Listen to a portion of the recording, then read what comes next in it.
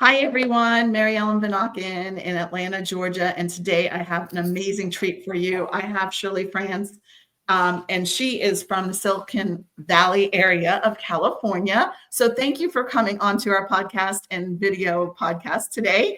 And just tell us a little bit about yourself.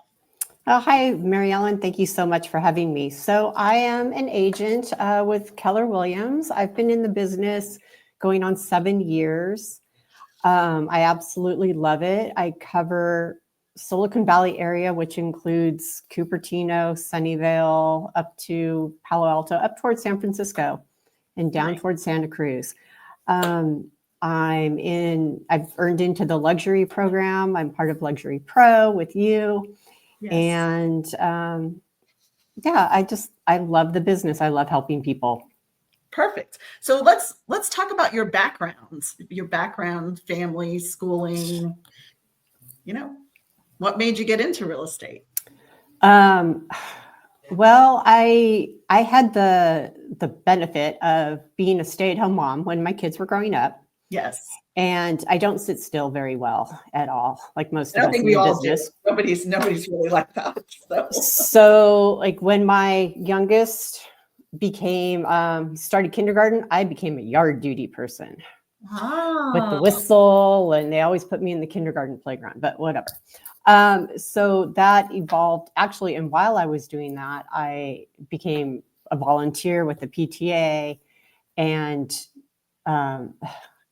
an interesting thing, vice president of membership. And what does that get you? Everybody's contact info. Right. And so I was involved with the PTA at all 3 of my kids' schools. Wow. I was president, actually. So, I could totally see that. That's funny because I don't know why but I just gravitated toward it. And so when the youngest one went to college, my husband and I were like, well, what am I going to do now? I have more time. I'm not on a school schedule. And I know all these people in my neighborhood. So I got my license. That's amazing. It took me about 3 months to have my first client, which was actually a student's parents buying their first home. That's awesome. That's amazing. That's fantastic. So tell me a little bit about you and your background. Where were you born and raised and where you went to school? I was born in LA in Glendale. I grew up in Orange County and actually Newport Beach before it was the OC. There were cows grazing back then in Newport. Awesome. Yeah, it didn't look like a movie set. And then I went to college at UC Davis by Sacramento. I studied dietetics, which is nutrition and management classes. Okay. So it's a program geared to become a registered dietitian. And this was back in the dark ages when they didn't really know what vitamin E did. And things, right? Yeah. The dark ages of the 80s. So, and then I realized I didn't want to work in a hospital. I really liked the restaurant, the food service, working with healthy people. And I like the speed of a busy restaurant, and every day is different. So I went into food service management. I worked for Marriott, which the division of that company is now called Sodexo. They sold to Sodexo. I was a general manager for corporate food service and higher education. So I was at Hewlett Packard's when they were predominantly in the Cupertino area, because I was already living where I live now. I was at Loral Space Systems where they would do the satellite launches. Cool. And we had to be available like 24 hours a day. That's so cool. To feed the people who monitored the satellites. Then my husband got his PhD at UC Riverside. So we moved down south for 4 years while he did that. And I worked at the Claremont colleges.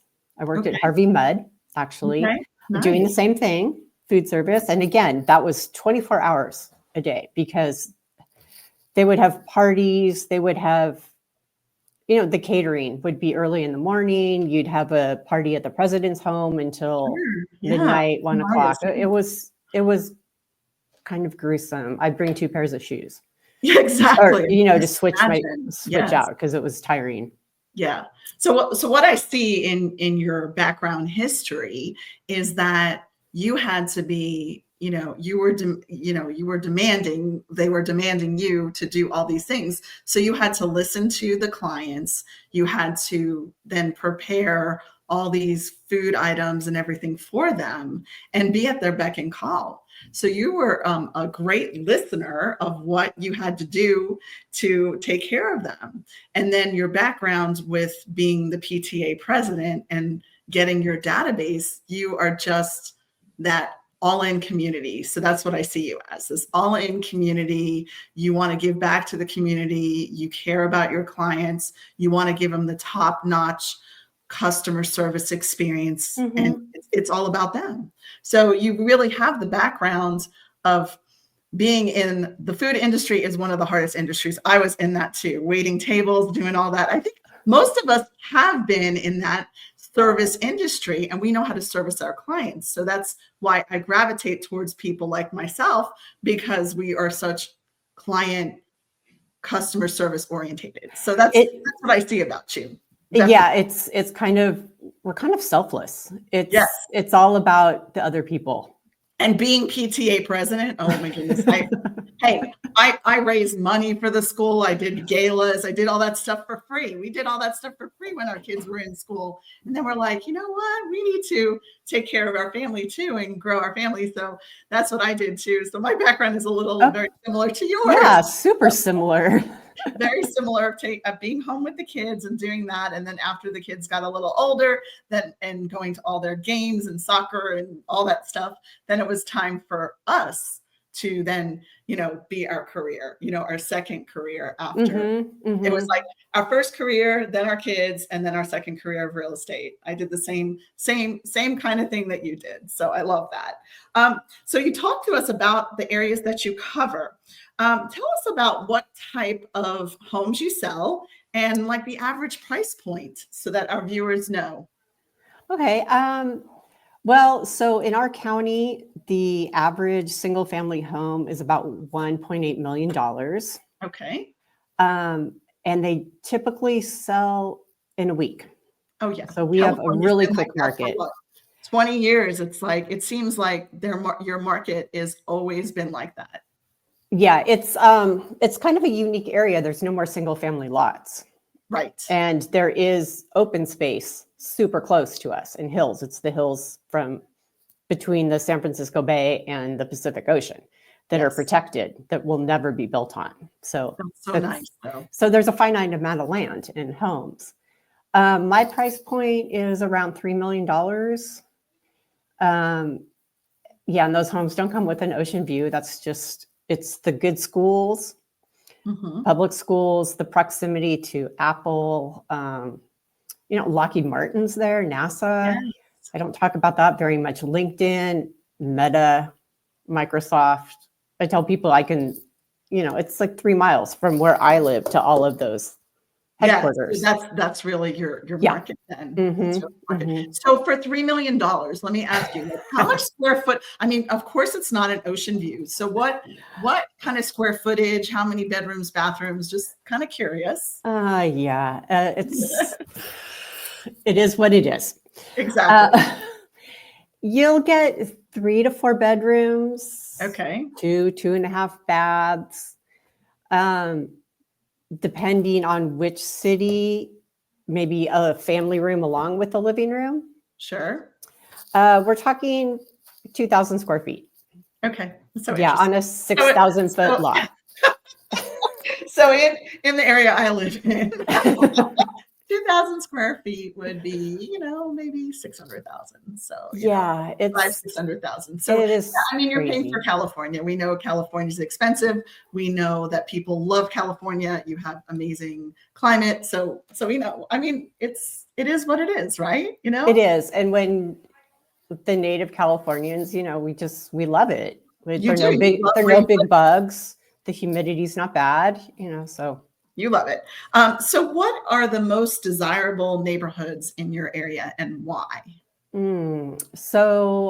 I live in a city called Sunnyvale, and Mhm. there the neighborhoods are like the Cherry Chase neighborhood, the West Valley neighborhood, and basically because of the public schools and Yes. the proximity to Apple headquarters, it's very close. That's why people are moving there. Yes, Yeah. it's like So 2 miles, so you can't be. exactly why that's an easy commute, right? You don't have to go on the freeway. Yeah. And, Um, and and your kids are in great schools and you've got a great community. So, so it's very, very desirable, and you're an hour from San Francisco. which is So, perfect. yeah. So if you want to hop on a plane. Uh-huh. Yeah, there are 2 airports you can choose from, San Yes. Jose or Yep. San I was just gonna Francisco. It's say. great. When you get it, Cupertino is very popular Okay. too. Again, for the schools. In San Jose, Willow Glen is a cute neighborhood. They have a quaint downtown, whereas downtown San Jose is much more a urban feel, new buildings. So Willow Glen has the old like Italian deli and old school shopping, the downtown area, and quaint craftsman bungalows still, and it's kind of turning over some of the super old houses. Right. So do you have like a lot of tear downs in the area too as well? Um, in certain areas, Willow Glen is one of them because the Okay. homes may have been like 1,000 square feet Right. on the 6,000 square foot. Yes. So we've seen a lot of turnover with them when somebody passes and then that house comes on the market. And if they want to sell it quickly to an investor, and Yes. then they build a bigger house, much bigger house, Much bigger house. a There you go. much bigger modern house. Yeah. Yeah, right. Not those 1960s houses, right? Yeah, I get No. that. What are the biggest draws for people relocating to your area? I mean, you did touch a little bit on that. And what is the biggest challenges? So let's deal with those two questions. Okay. Um, the biggest draws is it's for work. We see most people moving here. There's also, we talk about the tech business, but there's also venture capitalists. Mhm. That's a big occupation here, relatively, and pharma, the biotech, Oh, nice. pharmaceuticals. Yeah. So like Roche, Genentech, not Eli Lilly, Pfizer now is here Yeah. too. So yeah, so Really, that actually has. relocation Sorry? the big draw is relocation. People are relocating there for Yeah, their job. it's for work, and it's because it's so diverse, it's pretty stable. Like the 2008 economy, it didn't really affect our home prices that much. It was a little blip as compared to Yeah. some areas. Right. Exactly. We had the same here in Atlanta too as well. We didn't Yeah, have that's nice. craziness. So it is very stable real estate. So what are some of the biggest challenges people have when they move to your area? Oh my gosh, affordability, Yes. without a doubt. It's quite a shock. It's a shock. Yeah. Um, yeah, it's some of it's the expectation too of what you can buy, and then you're looking at these homes that just they're pricey compared to other parts of the nation, Yeah. and to qualify. So just in the recent maybe 6 months, what states are people moving to your area from? Just curious. Oh, if you look at the relocation maps, it's mostly within the state or Okay. New York. Okay. New York. Mhm. Yeah, New York, DC area.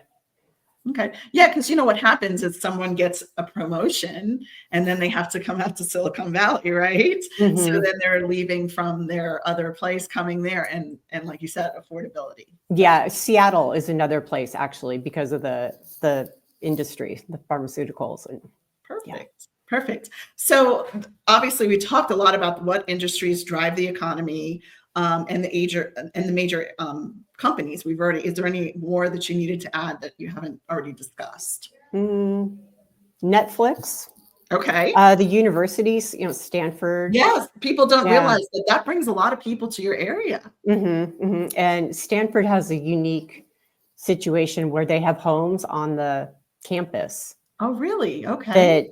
that if I think you have to be a professor. There are certain criteria to make you eligible in order to Mhm. purchase one of those homes. But Okay. when they developed the community, they didn't include an end date. Like if you retire, you have to leave. Right. And so people don't leave, right? You know what They happens. don't leave, People right? They don't leave it leave. in the But family. they don't leave. It's a beautiful area. It is always beautiful. I have never been there personally, but I've seen, like the campus and I've seen, football games and things like that. And it just looks like such an amazing experience, a university to be at. So Yeah, I yeah. love that they have those houses on campus. That's a good tidbit that I just learned today. Yeah, So it's a great. little niche area because why would you leave once you got in? Yeah, So you don't wanna leave.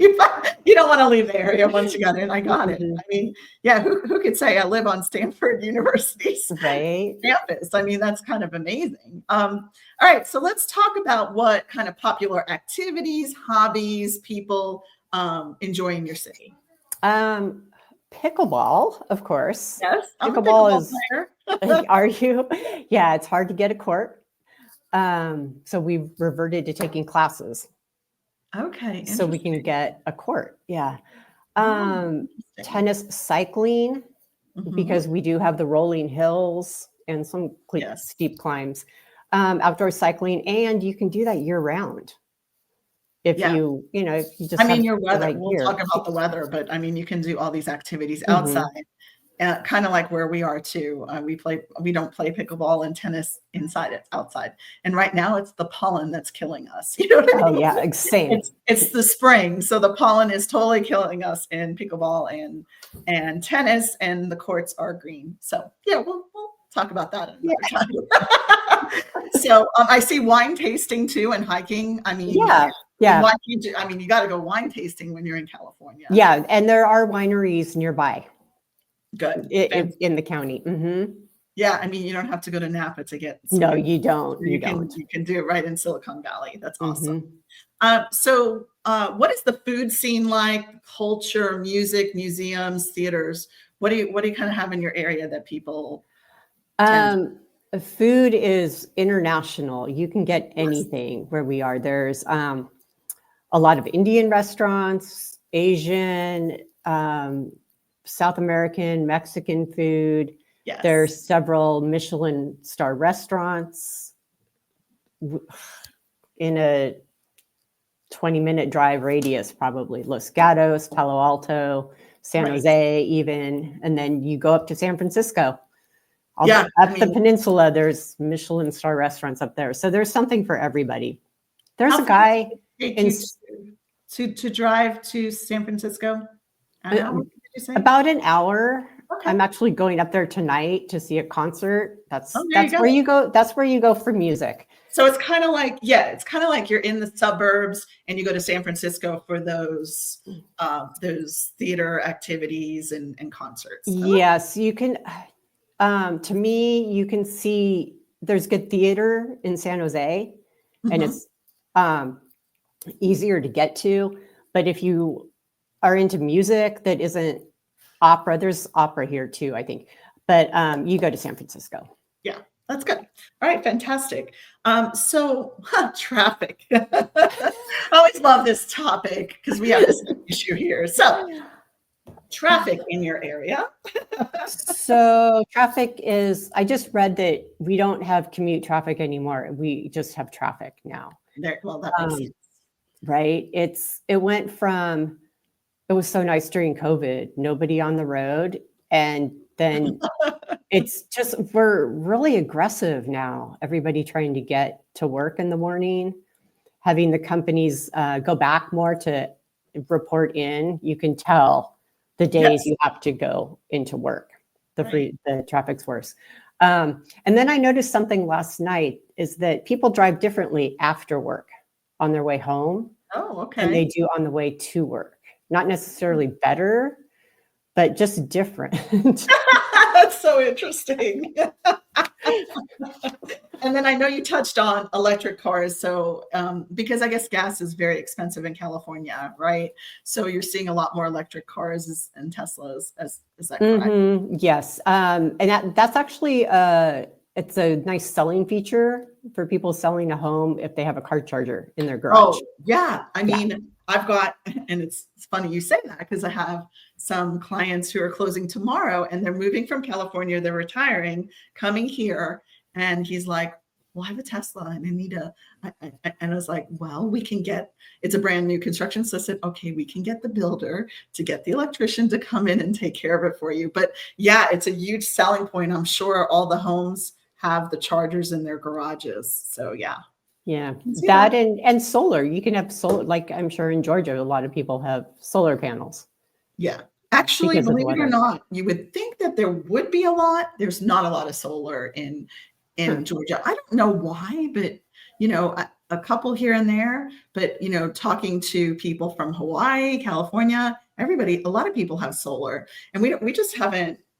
They haven't really done a lot of solar here. But it's always interesting to talk to people from other parts of the country and see what they're doing. So I just thought of this. So the older homes in Santa Clara County in this area they didn't have air conditioning. When we bought our house in 1999, it didn't have air conditioning. We'd have Carl the fog instead. We'd get hot weather for a couple days and then the fog would roll in. Okay. So then we've had solar for a long time, but we put in air conditioning after the fires in 2021, I think it was. Okay. When we were still, maybe it was 2020, when we were still pretty much shut down and couldn't go anywhere. Right. Everybody spent money that time, right? In 2020, I think we redid part of our backyard. We were out there doing work because what else could we do, right? Yeah, and there was no place to go because things were closed, and so at home doing stuff. Yeah, there were a lot of wine. We had a lot of wine dinners. Listen to this. So our local restaurants would do wine dinners. So what they would do is they would put meals together. You'd go pick up the meals and the bottle of wine, and then on Zoom we would have with the winery, wherever it was, California or Italy or whatever, we'd have a Zoom call for like an hour talking about the wine and drinking and eating our food. It was amazing. It was fun. That's funny. That's how they pivoted during COVID around here, which I'm sure you probably did the same thing too. They had to do something to stay in business. That's right. So what's the overall vibe of your city? People like to have fun on the weekends, but during the week, you're working. Yeah. So you got a lot of worker bees. Mm-hmm. A lot of double income families. Yes. The prices of the houses, right? There's not a lot of stay-at-home moms, is what you're saying, or dads. Right? Yeah, it comes with the territory, I guess. Right. Yeah. Right? If you want to live in the area, you probably need a double income. I can see that too. So what's the climate like throughout the year? Do you see the seasons? What's the weather like? We do see the seasons, believe it or not. It's this morning, I think it was 43, still kind of cold. Yeah. And it's supposed to get up to 65. So, spring and fall are the layering. You never know what's going to happen during the day. Be prepared for anything. Summer is like 80 degrees usually. Yeah. 60 to 80. We'll have a few hot days over 90. Not many over 100, thankfully. Yeah. It usually it doesn't freeze very often. Right. Maybe I think of February is the time when I'd have to scrape my windshield. Yeah. Because I don't work in the garage. It's pretty temperate. There was something else I was going to say about the weather. Well, I know. We always carry a jacket. Yes, because all of a sudden it gets really cold. Like I remember and everyone thinks California, then, like at night, once the sun goes down, you need an extra jacket. So I definitely see that you need that extra jacket. And the breeze kicks up at 4:00. during the summer. It's funny, you can set your clock to it. And when they say, what did he say? The coldest winter I ever spent was a summer in San Francisco. I think There you Mark go. Twain said something like that. We went to Outside Lands one year, the music festival in August. Okay. I wore a down jacket, a beanie, wool socks Oh the my entire 3 days Wow. because it was overcast and cold. It was like maybe 60 degrees. And, I love what you put here. That's You cool. put no big bugs and low humidity, where we're in a place where the humidity, I walk outside, my hair goes like this. I'm trying to straighten it and it's like poofing out. So I think that's why people really love California, because it really is a great temperature all year round. Mm-hmm. Yeah. You know? And you can I get think to the people really snow. do like that. And tell us a little bit about the fog. The fog. You can see it rolling over the hills. That is so cool. And I envision that. It's like rolling over. yeah, literally you can watch it. And I think it was this year, you just drive, sometimes you just kind of drive into it. Even in Southern California, you get fog because, it's warm inland and then you have the ocean right there. Right. Where it rolls in. Sometimes you can be in different parts of San Francisco. It'll be sunny in one part, foggy in another, or you just drive it's microclimates around here. All right. Well, we'll go away from the climate and let's talk about what you personally like to do outside of real estate. I have 2 black labs. Yes. So I like my dogs. I do road cycle. I like to read. I used to like to cook, but now that it's just the 2 of us, my husband works from home, so he's learned to cook. So that's nice. Yes. I like to go to see bands, Nice. concerts. Yeah, concerts. Like you said, you're going tonight to a concert. Yeah. I like to hang out with my friends, play pickleball, watch movies. Yeah. That's good. Netflix, White Lotus. Yeah. There you go. Why not? Just like a typical person in the US, right? Yeah. I like to travel. Do you have any local, so when you have a client who comes in and they're like, hey, I would love a referral of your favorite restaurant or spot, or just something, what would you give them just to kind of give them that same experience you have within a restaurant or something? Oh, well, depending on what kind of food.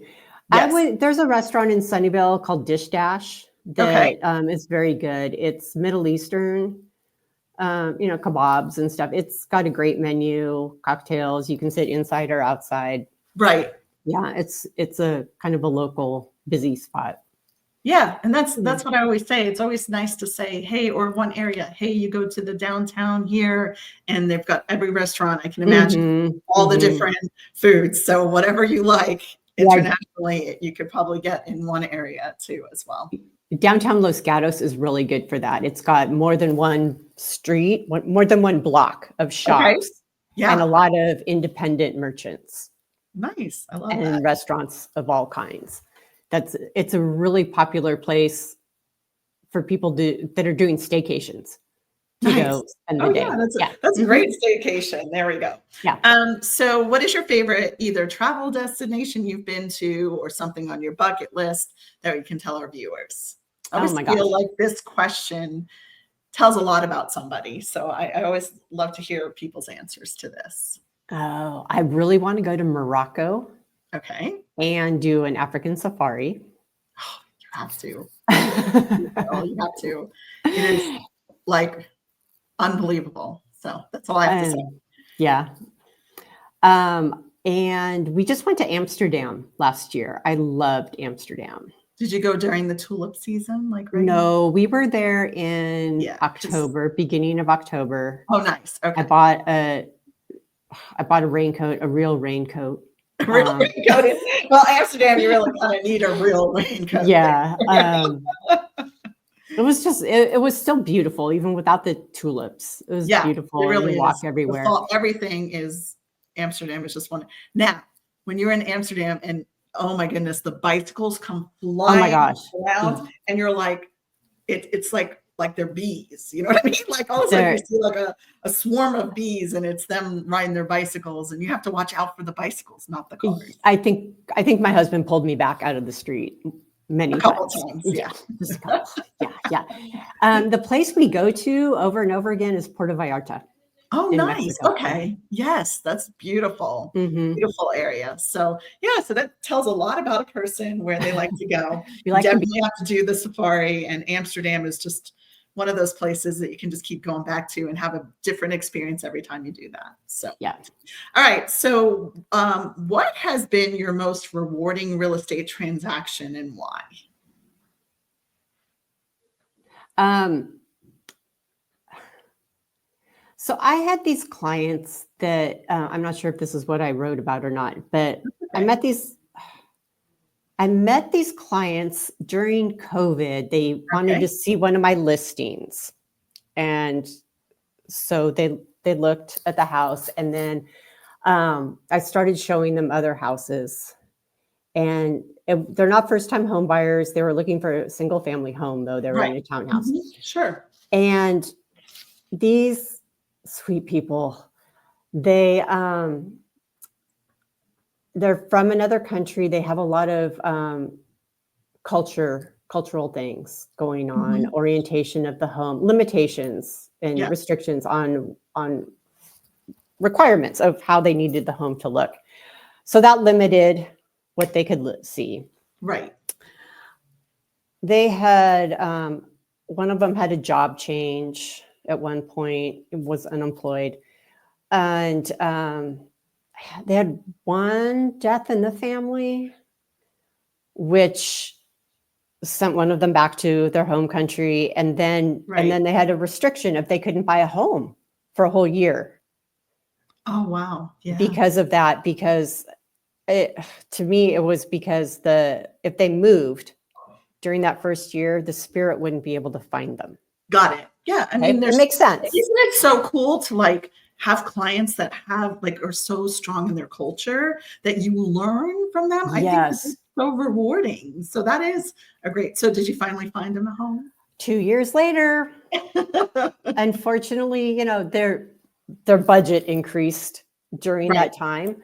But yeah, 2 years. I showed them so many homes. We wrote 10 offers because they had a big learning curve to Understand. understanding the way our market works with we tend to price low here. Yes.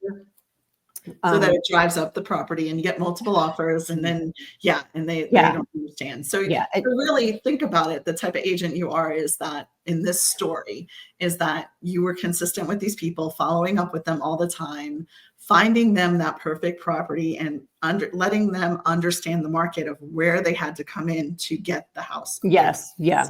So We had more than one sit down about like, look, here's the data. right. Let me Here's show the data. you. I can just tell you this is the data. And if we want this house, we need to go Mhm. here. And Mhm. if you're not comfortable doing that, then then we need to find something else. So yeah. Yes. And I am pretty sure I toured the homes with them every single time because it was during COVID. So we had the restrictions of no open houses. But then even during open houses, I was with them. So I saw every single home they did. Right. And yeah. You found them the diamond in the rough. And that's what's the Yes, thing about yes. it. It's a beautiful home. I'd live in it. So yeah. That's awesome. So anything else you want to add about real estate or you or anything else before we end our conversation today? Not really. I really Covered love so much. We I really love the business. I think about, down the road, what am I going to do? I'm like, well, what would I be doing if I weren't doing this? It's just, I enjoy it. I love helping people. Yes, good. Well, I love that. So what I learned about you today is just about all your background is that you come from a service industry, you come from just come from contribution. You're always helping out with the community. You're looking to give that client experience. You are persistent because you have to be in your market. You don't have a choice, and to find those people, that diamond in the rough. And I think that that's really what I really love about you, because not everyone can be as patient and get people through the transaction for working with them for 3+ years, right? It's not something everybody does.